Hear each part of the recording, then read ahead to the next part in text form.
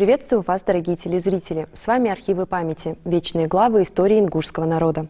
Сегодня мы поговорим о новом проекте Государственного архива «Книга памяти Республики Ингушетия». Более 2700 имен участников Великой Отечественной войны – результат многолетней работы с архивами Минобороны и электронными базами данных. Об этом и не только расскажет Алихан Патиев, ведущий архивист отдела использования документов и научно-информационной работы Госархива Ингушетии. Приветствую вас. Добрый вечер. Алихан, мы знаем то, что Госархивом ведется постоянная работа по поиску информации о наших земляках. Мы знаем также, что планируется выход книги. Расскажите, пожалуйста, когда началась работа и кто над ней трудится? В целом работа по сбору такой информации, она ведется, конечно, уже много лет, как вы и сказали. Но вот именно чтобы конкретно над выпуском этой книги мы начали работать вот уже где-то год-два назад. На данный момент собрана информация по 2700 участникам, с лишним участникам Великой Отечественной войны. Это либо это уроженцы нашей республики, либо ингуши, либо других национальностей, которые были призваны из районов ЧССР, которые в наше время входят уже в Республику Ингушетия. То есть там Назранский район, Малгобекский и так далее. Также в этой, это будет, как вы сказали, книга памяти. Это не первая книга памяти Республики Ингушетия. До этого выпускались, если не ошибаюсь, в 2002 году, могу тут перепутать год. И также и в 2020 году, если не ошибаюсь, тоже выпускалась книга памяти НИИ и Ингушским госуниверситетом. Главным редактором издания является Хотиев Руслан Султанович. Работу по поиску информации, по составлению этих списков вел я и Бекхан Ужахов. Причем я в основном работал с сайтами, то есть, допустим, «Подвиг народа», «Память народа», ОБД «Мемориал», на которых опубликованы наградные листы, там, списки, призывы и так далее.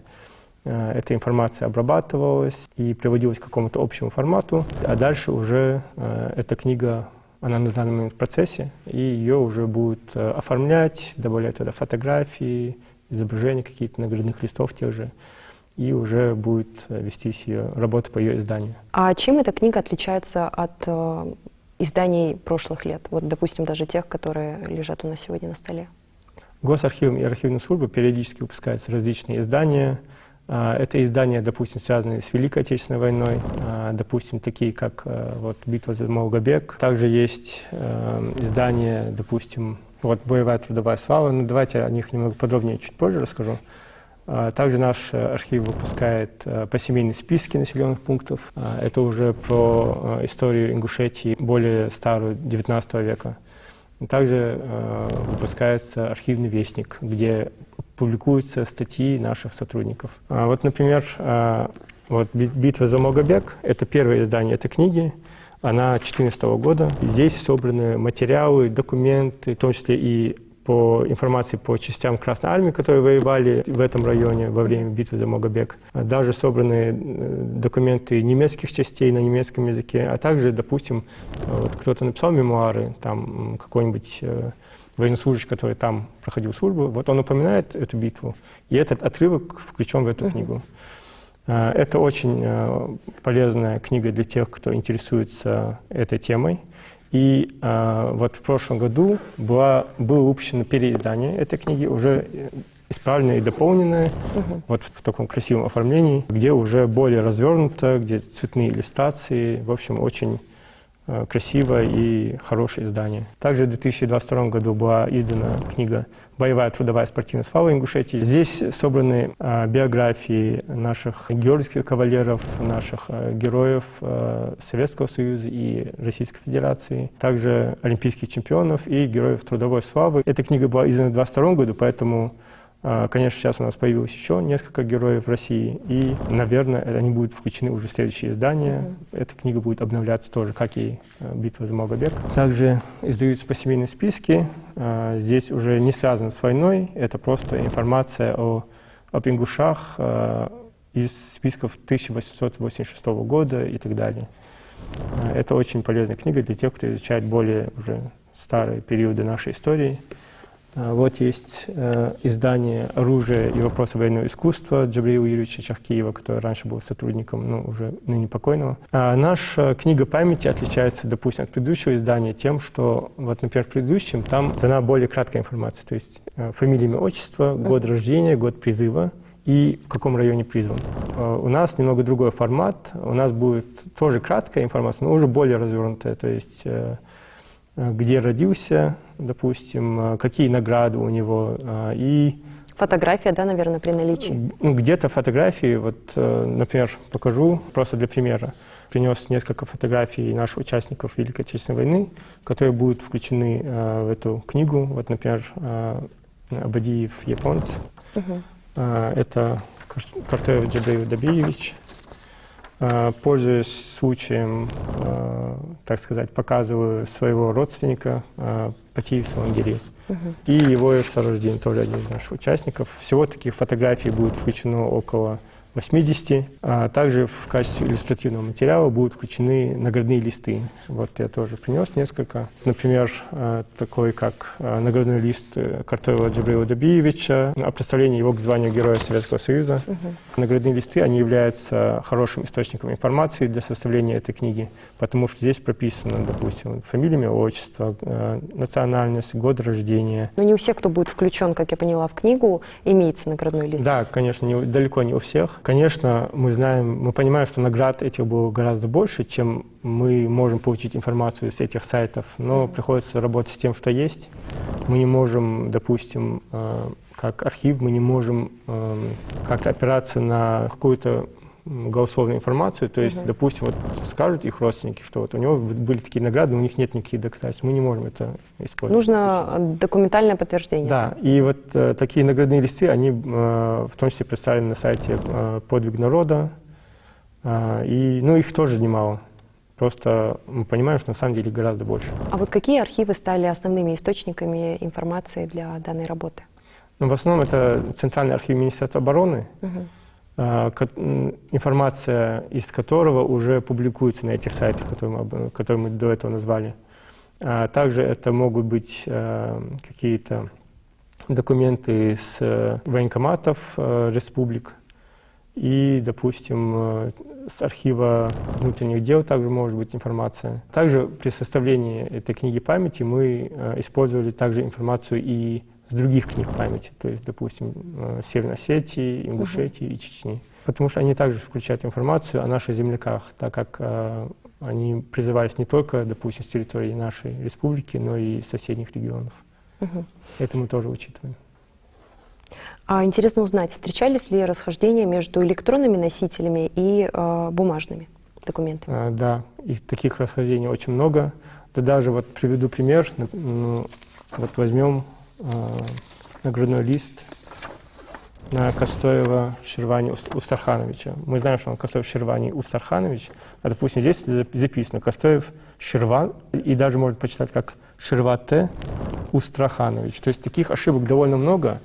Дело в чем, во время войны, когда призывались все эти солдаты, люди не особо разбирались, где там какая буква правильная, и записывали, как услышали. Поэтому очень много расхождений, и это очень сильно осложняет поиск информации.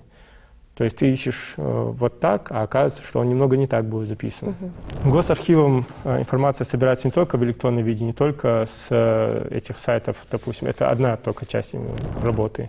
Также ведется сбор информации в печатном виде, и эта информация собирается вот в такие папки, которые подписываются, что вот некий такой-то, такой-то, и здесь собрана информация, то есть его фотографии, если есть наградные листы, вообще все, что угодно связано с ним.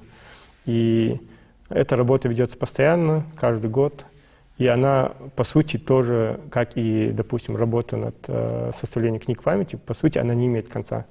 То есть всегда можно что-то дополнить, исправить, новое что-то найти и так далее.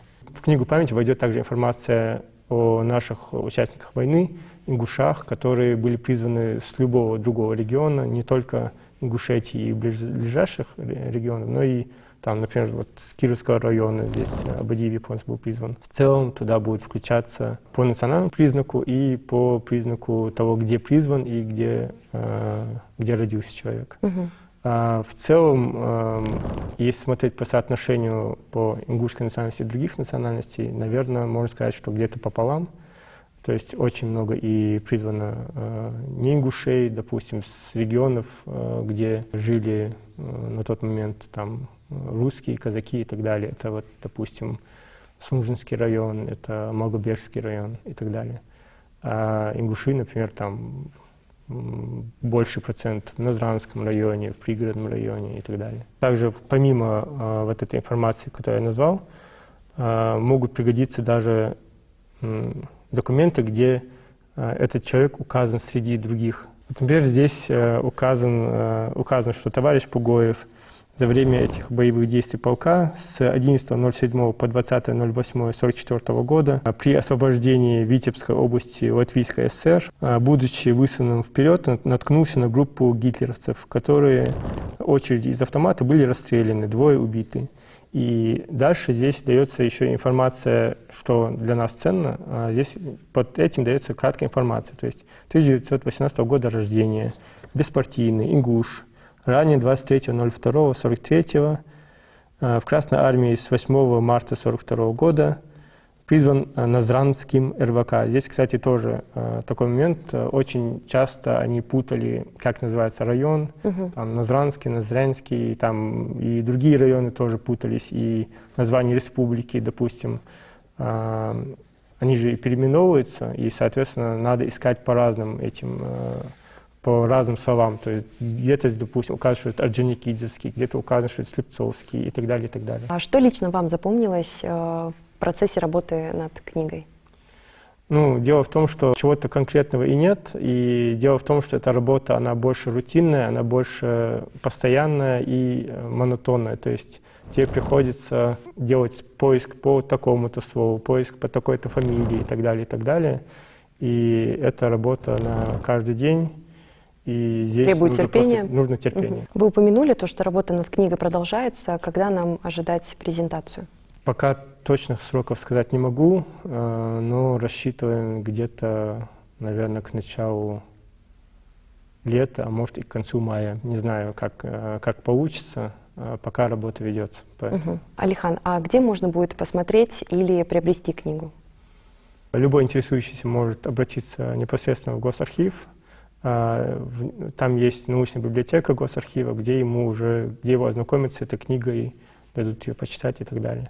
Также человек, если заинтересовался там фотографиями, наградными листами и прочим, то, что я до этого говорил, он может обратиться в хранилище Госархива, где ему уже покажут такие документы в таких папках. Алихан, спасибо за подробный рассказ, за вашу работу. Желаем вашему проекту успешного завершения. Спасибо. С вами были архивы памяти, вечные главы истории ингушского народа.